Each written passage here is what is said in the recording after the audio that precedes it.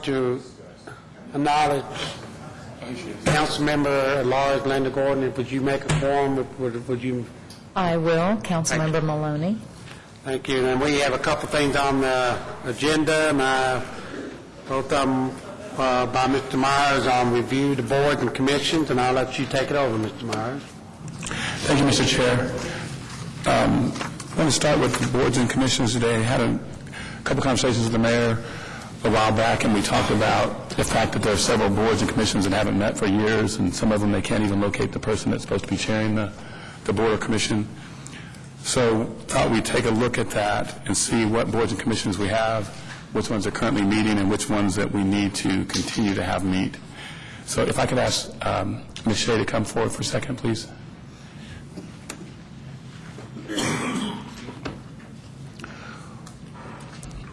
One of the things we're looking for is a recommendation from the administration as to which boards and commissions maybe could go by the wayside. And I was wondering maybe from the start if, after you speak on where you're at in that process, could we get a final report from all the boards and commissions that we're looking at doing away with? And then also, if they haven't issued a final report, maybe the last quarter's worth of minutes from that board and commission. Can you restate that again? You want a final report from the board itself? Right. Or a report from us? From the board or commission. Okay. If it had a report, like an annual report, or if it was working on a specific issue and it released a final report, if we can have that so we know where they left off. Okay. If they don't have something like that they issued, if we can maybe get the last quarter's worth of minutes to kind of see what their thought process were when they last met. Okay. And maybe that would help inform us on whether or not they need to reconvene, or if we could just put them out to pasture. Okay. Could you speak to where you are in terms of looking at recommendations for the council? Sure. We are not very far along in terms of making recommendations for which boards may no longer be needed. We have been focusing our efforts more on just getting people on boards that appointments haven't been made over the past several years.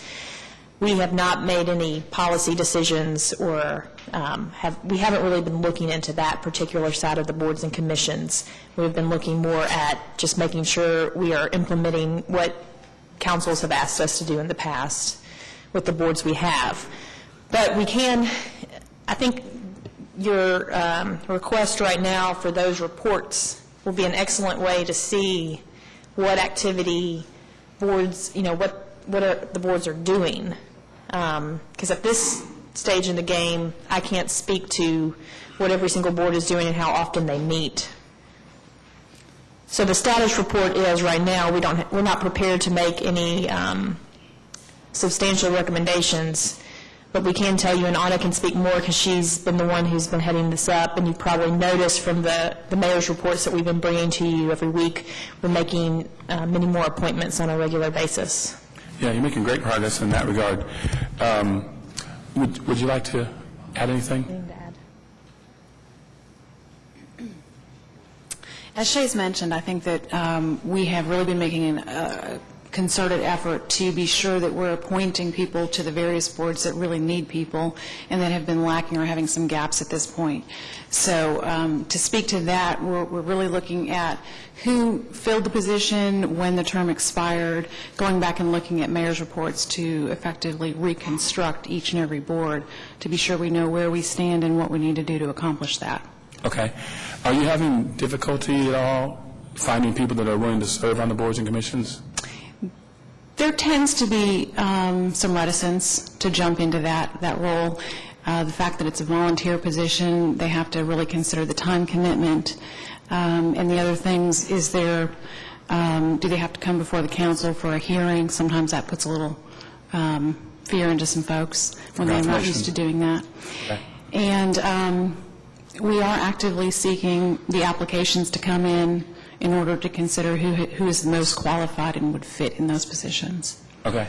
And I know that the mayor has always encouraged the council members to submit names for each board and commission that has vacancies.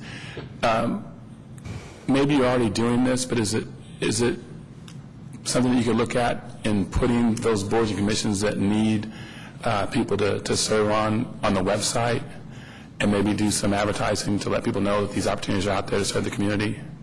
As a matter of fact, that's been something we have considered for quite some time, was a way to be more interactive on our website so that any citizen could look at the list, figure out what it is that that board does, what kind of time commitment, and they could begin to submit those things online. It is something that we are working with the CIO, Rama, to implement as quickly as possible. Okay. Do you still have somewhere in the mayor's office a list of all the boards and commissions with sort of a one-paragraph synopsis of what they do or are supposed to be charged with doing? I have this wonderful book here that has lots and lots of pages of information that is kind of a synopsis. As part of what I've done to go back and look at each board is I've actually gone back to look at the ordinance and verify that the synopsis matches the ordinance. Okay. And then verify that there's perhaps an amendment that would have made some change to it. So there's a fair amount of fact-finding going on to verify our information. Okay. When you get that updated and you feel comfortable with what you have, is it possible to maybe put that online, but also give each one of the council members an electronic version of that? Actually, our intent is we have purchased a software database that everyone would have access to. And it will show you the name of the board, the description, the ordinance that it comes from, the maximum number of members, the type of information that's really required. And you'll be able to scan and see who the members are. Okay. And what their terms are. And that would be something that is useful to everyone inside the government. And we can talk more about how much of that gets put onto the website. Okay. In the short term, though, we can provide you with the kind of the cover sheet, the synopsis of all the boards and commissions. We provided that to Paul, the summary in your packet here of all the existing boards and commissions we're aware of came from this book that we shared with him. Okay. Do you have at ready disposal that synopsis for each one of these? We have it right here. But would you like for us to make copies of the pages for everybody? Well, rather than that, electronic copy may be better. You could just email it to maybe to Paul, and he could distribute that. That would save a lot of trees instead of maybe everybody doesn't want to look at it Right, in a hard, I agree. hard copy. And if possible, without going a whole lot of extra work, because you're already doing some great work, we don't want you to reinvent the wheel, but if possible, could you include in that the composition of the commissioner board? By that I mean whether it has to have any specific parameters, say 3 council members have to be on there, Sure. or that kind of thing. I think that the way the sheets are currently structured, it has that information, it has the purpose of the board, it has the number of members and what the makeup of the membership is. Okay. And when we send this to you, if there's any other information you think might be useful, just let us know. Okay. I think you're doing a great job.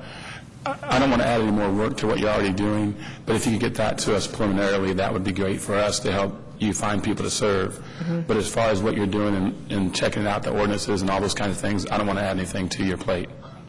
Thank you. Thank you very much. This is not something we had anticipated when we started. Sure. And I guess I'll go back to the chair for questions.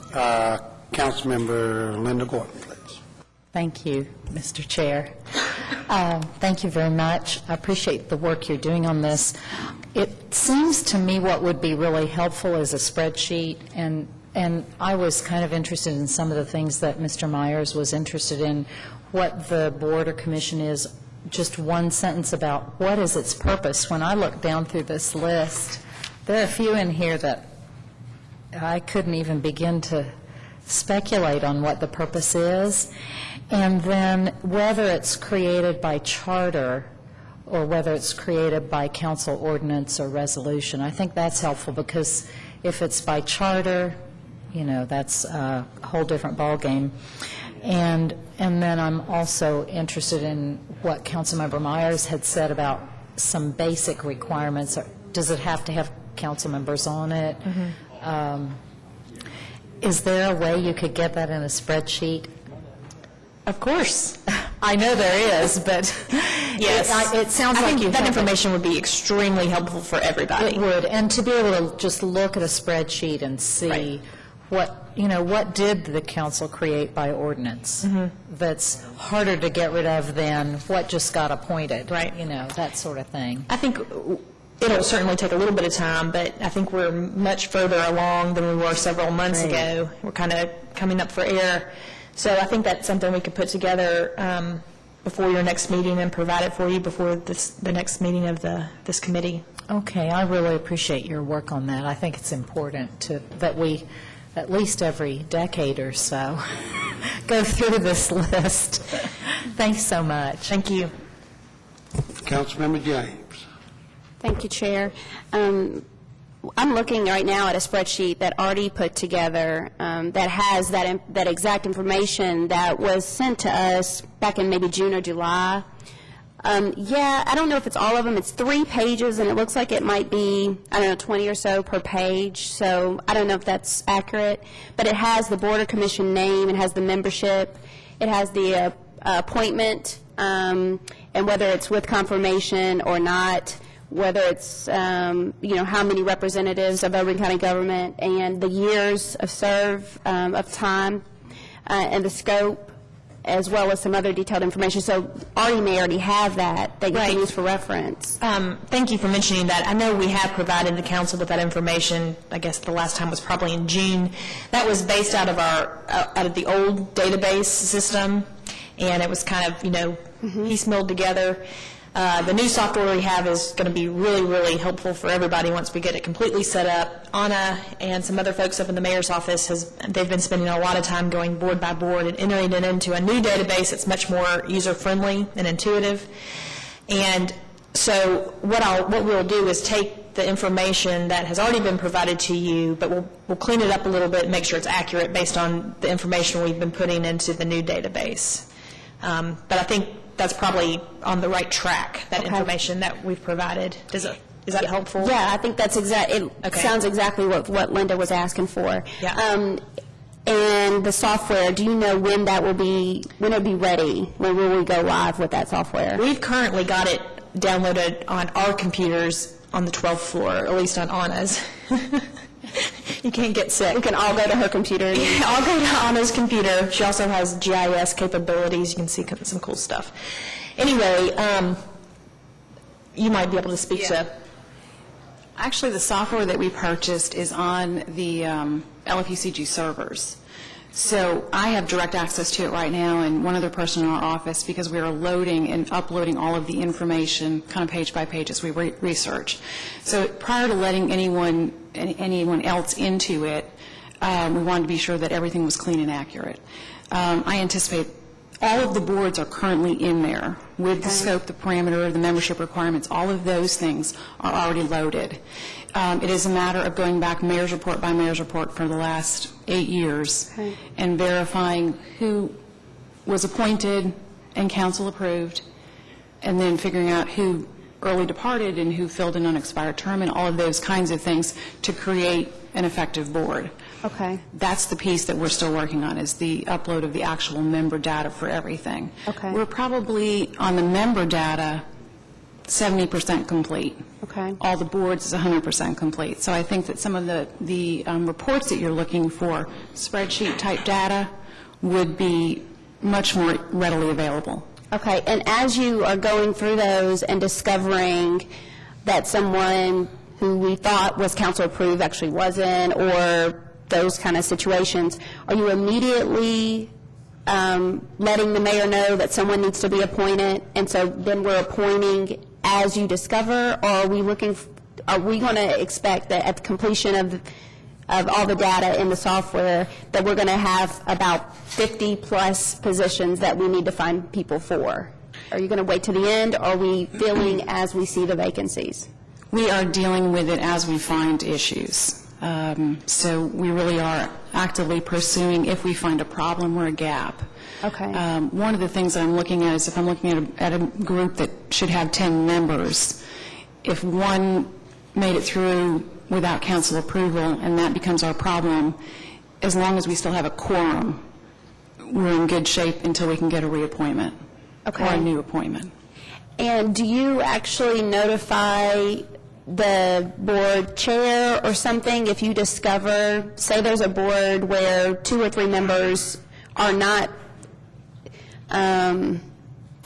they've exceeded their term? I mean, do the boards know that?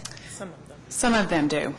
But as you're finding them, are you informing them as you go through this process? In most cases, I am informing. In some cases, it is a board that, as we've discussed here, is not as active as another board. They may only meet once a quarter, so they drop down on the priority list, so to speak. So what happens when that board does have members that aren't, that shouldn't be sitting because their term has ended? How do we talk to that board and let them know that, okay, your board may be defunct? I mean, you shouldn't be voting on anything if the members aren't sitting as they should. I mean, if we don't have a quorum up here, we can't vote. If someone is sitting up here that wasn't elected to sit up here and has exceeded their term limits, they're not an active member and their vote shouldn't count. Right. The good news is that for the vast majority of the boards and commissions we have, if someone's term has expired, they can continue serving until they are reappointed or someone is appointed in their place. There are a few boards that, if we do not appoint someone within a certain time frame, such as the Planning Commission, then the Planning Commission can appoint someone on their own. I think there's a 60 or 90-day period, 60-day period. Okay. We ran close to that with one of the appointments we had. So, and that is a very valid point you raised, and that's what we have encountered when we came in. We realized that we have several boards where appointments had not been made for 2 years or more or less. So we've slowly been trying to catch up, and ideally, and we're getting very close, what we'll have is as much as humanly possible, boards and commissions that are up to date. And then what the software will allow for us to do is it'll notify us, it literally dings, today is November 13th, ding, 3 months from now you have these appointments that are going to expire. Then we can go ahead and start communicating that information to you, communicate it to the board, communicate it to, put it up like Councilmember Myers was suggesting on the website. That's still several months off, but that is what we're trying to get to, and it'll make everybody's lives so much easier. That software sounds wonderful. Yeah. Is it specifically for placements on boards and commissions? It is. Anna can talk, she found it, or Neil. It was Neil Hall from our Computer Services Department. Good job. He's the one who found it, and it was designed for a community who was having the same situation. Boards and commissions database. And I'll tell you an interesting fact. We had been calling several other communities, Louisville, Atlanta, Birmingham, several others, and asking them what kind of software they have been using. And they all said, we're having a horrible time, too. It's a huge mess where we are. What are you using? And Anna let them know about the software we had located. And is it Atlanta who's using it now? Just one of those phone calls. Good. Anyway, we're making progress, and I know y'all kind of get impatient, and so do we with hearing that, but we really are. Well, I know you're making progress, and I appreciate it. I think that one thing that I'm really stressing, and I'm very interested in having constituents involved with boards and commissions. When we get to that point where we know that there's a vacancy or know there's an upcoming, I think it would be great if we could get where we have enough time to where a cycle of neighborhood association meetings or something where we can inform those residents that there's an upcoming position and be able to have a description of what those boards do. Sometimes I'll get an email that says, we have a position open, we're looking for someone to fill a spot, and I have no clue what that board or commission does, where they meet, how often they meet. who's a person that, who's the contact person that if someone's interested in serving, they can call and say, can you tell me a little bit about the board and how active I need to be? Do I need to fundraise? Am I going to be expected to do whatever? So I'm looking forward to the software coming out, and please know that I am interested in knowing those openings as they happen. Okay. And I'd like to let everybody on the council know one more thing that's relevant to this conversation. Since we have a CIO in place now, we are looking at updating the website, making it more user-friendly, making it not so internal, where people here, we know how to get around it, but the folks don't necessarily.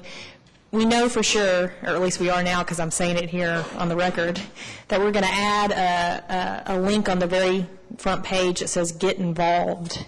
And under that page, it'll have, you know, how to apply for boards and commissions, and we can add all the information you had. We're thinking about things like, you know, linking to neighborhood associations. If you have other ideas of how citizens can get involved, let us know. We're developing that. It'll probably be about the first of the year when we are ready to launch the updated website. I don't want to say new website, just updated. But get involved, or some form of that word, will be on the website, and we can definitely have the boards and commissions on there. Thank you, Chair. Thank you. We look forward for your report. Next meeting will probably be January. So, January? Yeah. Okay. And we'll go on to the next item on the agenda. And Mr. Myers, I believe that is you on the financial disclosure requirement of boards and commissions. Turn it over to you. Thank you, Mr. Chair. In looking at this issue,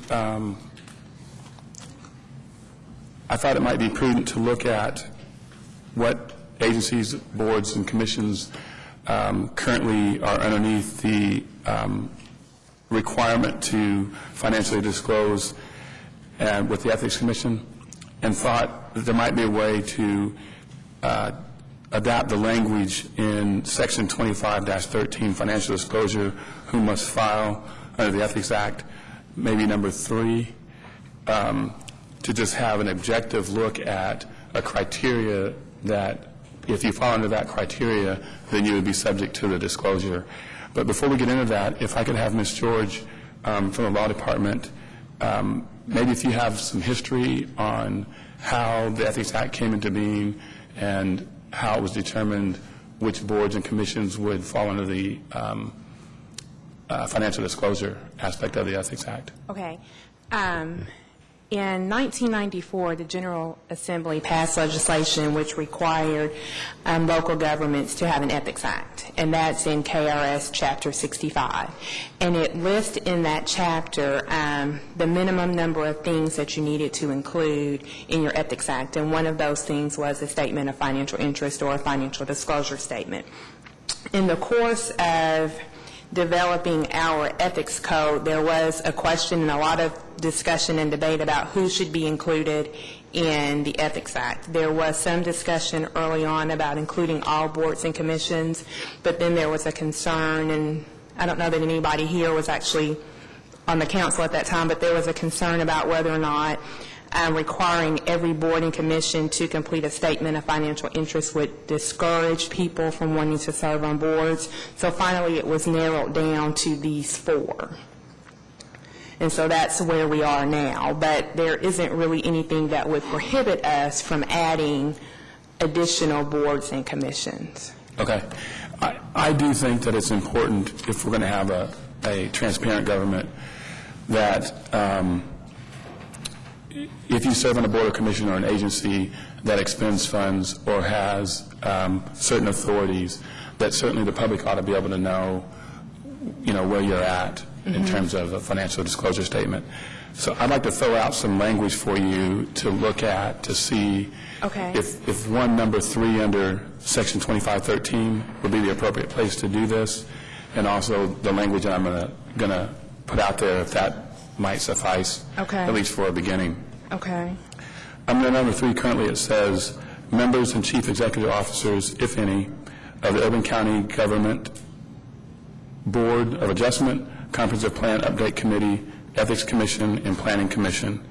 And I would like to have you look at changing that to members and chief executive officers, if any, of any agency, board, or commission which has regulatory authority or has independent authority to expend funds. Okay. And I can give you a hard copy of that. Okay, thank you. Okay, we can certainly take a look at that and see if that would work. But I do have a question. So if you're going to require additional boards and commissions to do the financial disclosure statement, do you not want them to be subject to the rest of the chapter? You're only focusing on filling out the financial disclosure statement? That's actually an excellent point, and depending on how you read the Ethics Act, I guess the question comes down to is, are you considered under the Ethics Act if you are on a board and commission? Well, under the definition section of the Ethics Act, it lists who it applies to. And so it's officers and employees of the government. And as far as boards are concerned, it specifically spells out that it's the Board of Adjustment, Comprehensive Plan, Update Committee, Ethics Commission, and Planning Commission. So those are the only 4 boards that Chapter 25 applies to. So then we would be just amending one section to say that everybody else has to fill out this financial disclosure statement. Okay, I agree. And so I don't know if that's what you all want to do. I agree with you that they should be subject to any and all parts of the Ethics Act and not just a financial statement. Okay. Or a disclosure statement. Where's that section that you were just talking about? If you look in 25.5, do you have the full chapter? We don't have that. Okay. And you and I, if you want, we can meet later and kind of talk about this and flesh all of this out as in terms of what you would like for us to do. Okay. Would that be okay? Yes. There was language in there that talked about providing a service to the government, and I kind of thought that maybe if you were on a board and commission that you were providing a service to the government, which would then put you under the Ethics Act. No, not for that, not for Chapter Okay. 25, because it specifically says who it applies to. Okay. Okay? And that's why you're an attorney. Okay, so that's a recommendation I would like to make. I don't know if there's any, looks like we have one council member that wants to speak, but could you broaden that to that Okay. extent that they fall under the entire act? Okay. And then maybe come back with a recommendation Some for us at the next suggestions? meeting. Okay.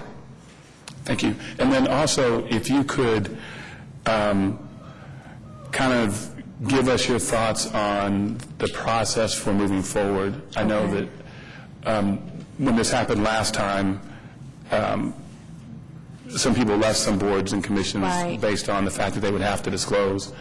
We want to provide ample time for everyone on those boards and commissions and agencies to understand this is coming down the pike. Right. Which is one reason why I just wanted to put this out there today and then ask for a recommendation back at the next meeting. Well, because for the statements of financial interest that will be filled out for 2007, those will be sent out by January 15th of '08. Okay. So, I would like to see this take effect, whatever change that you come back with, if we can agree on as a committee, pass it on to the full council and agree on it. I'd like to see that take place prior to the distribution of those applications for '08. will you all have a meeting before then? We have January will be the next meeting. okay, You have a short month next month. okay. Mr. Chair, what do you think the best way is to get that done then? Do we have her just bring the recommendation back to work session? Okay. If the committee's amenable to that, can we have her bring the recommendation back to a work session at her earliest convenience? Or maybe I can send you all a memo, and then we can decide what action to take after that. Would that work? Is that? I can send the whole committee something in writing. And then my next question, are you talking about that list of 84 boards and commissions? Is that who you're wanting to put under Chapter 25?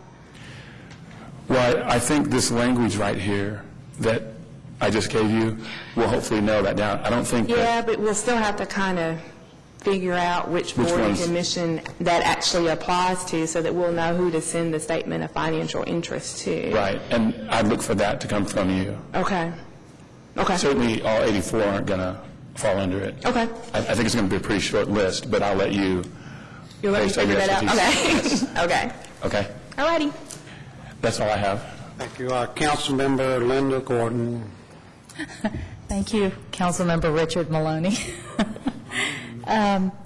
Well, I just had a couple of comments. It seemed to me that when we discussed this several years ago, the reason these 4 boards that comply with the disclosure, one is the Ethics Commission. Right. And then the other 3 deal with land and land use issues.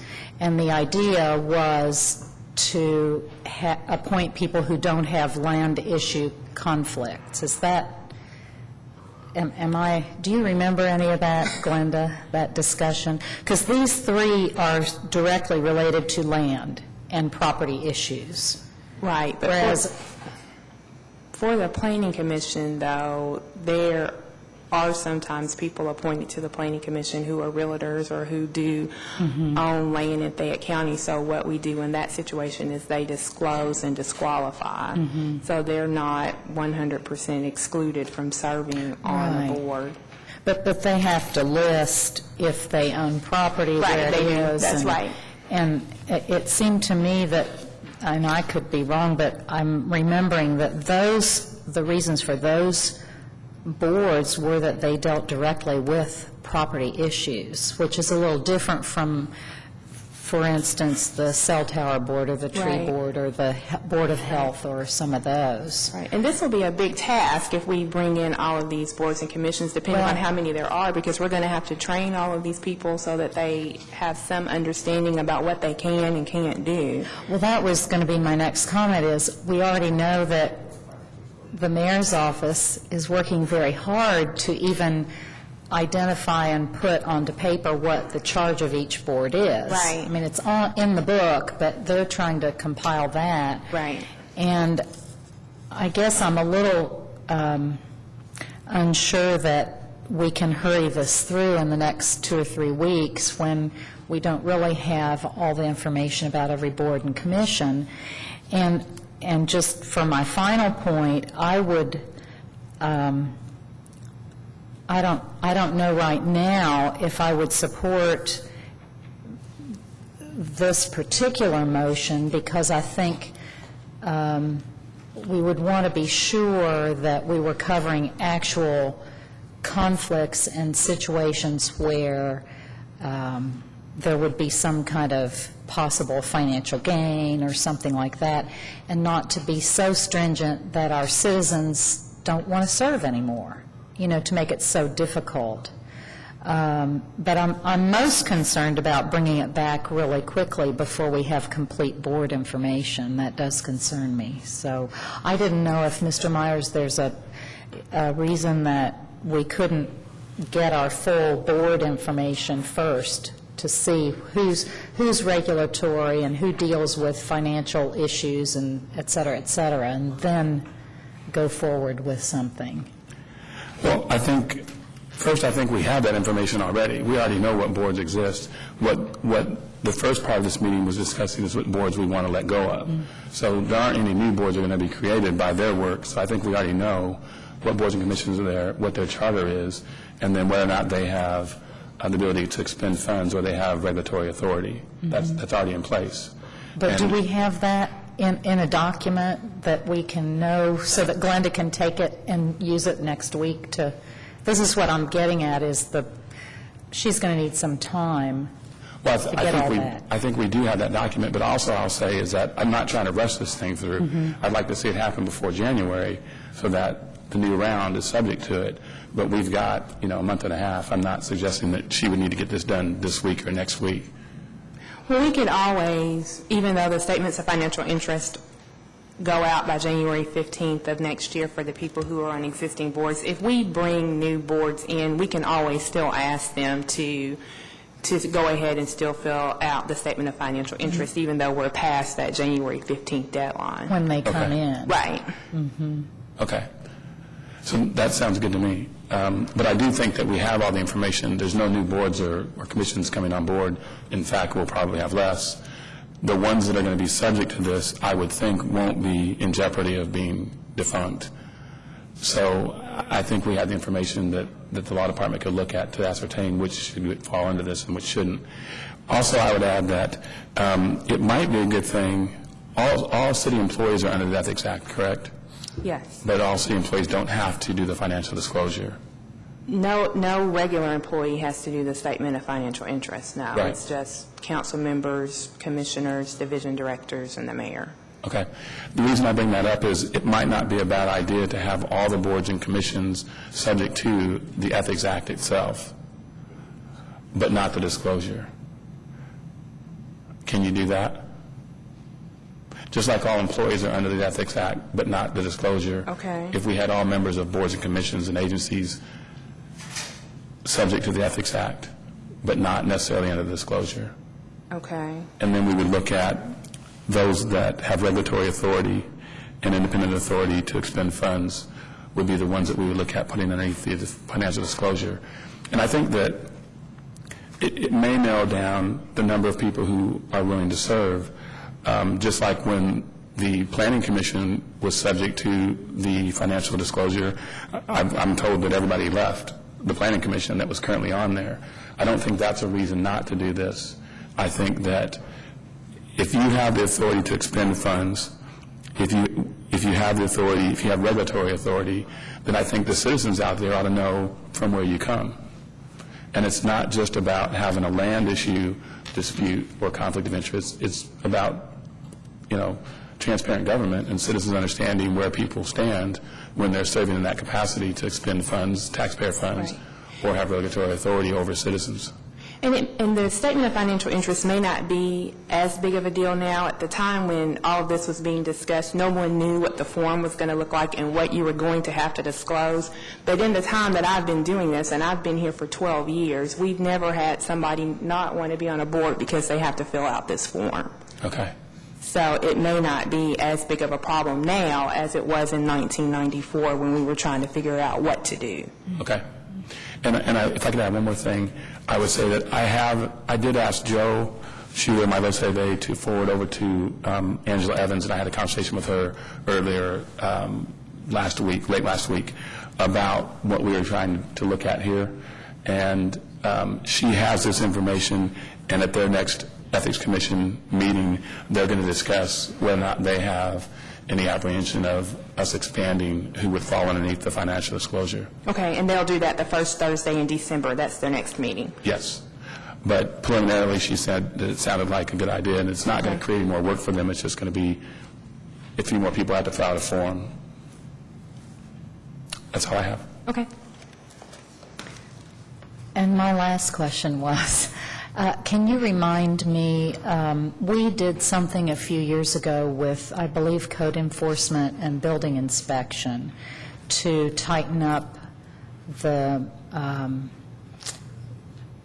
well, if you will, the ethical component of owning property and then inspecting your own property, that sort of thing. Can you remind me, or maybe research what specifically the council did in relation to code enforcement and building inspection? There's some new rule that or resolution that we passed, I think, that prohibits that sort of thing. If you're in code enforcement or building inspection, then there's a property disclosure Right, there's a issue. property disclosure form that they're supposed to fill out, but that's separate from Chapter Okay. 25. And that's still ongoing?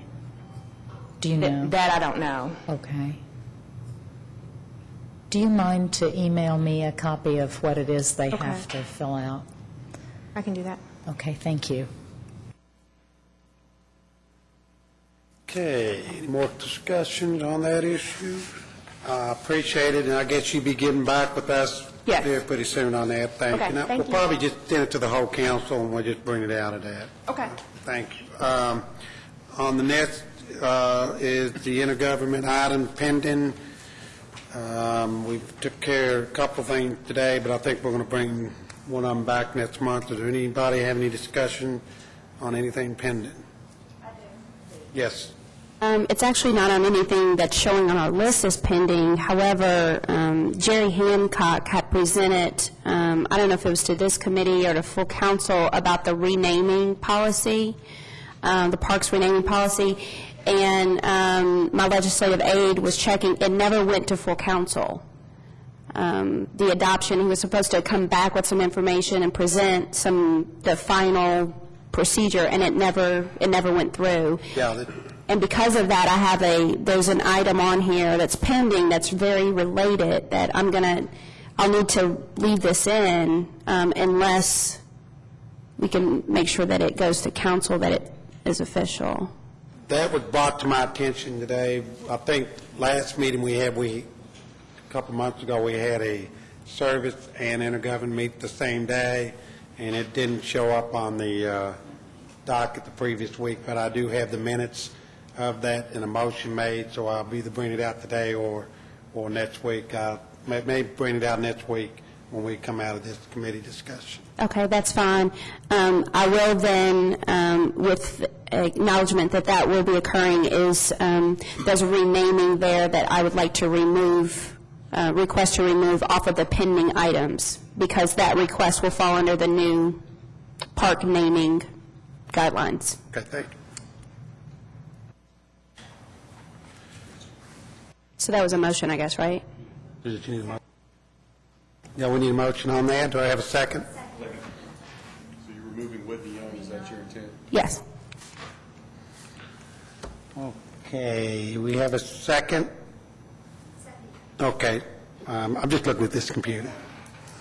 I guess we'll have a computer vote on this, is that correct? Okay, go ahead, and we'll have a vote on this.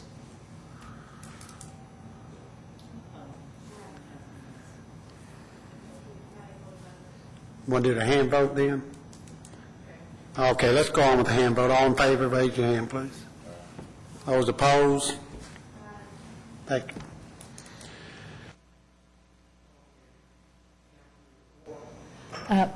Thank you, Mr. Chair. I wanted to just point out the party affiliation for boards and commissions, since we're already on the boards and commissions.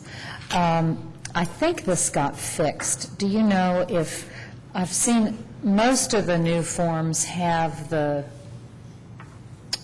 in parentheses, I think. Do you think this is a fixed issue? So we're only asking for party affiliation for the Ethics Commission. Is it the only, isn't there one other one that requires that?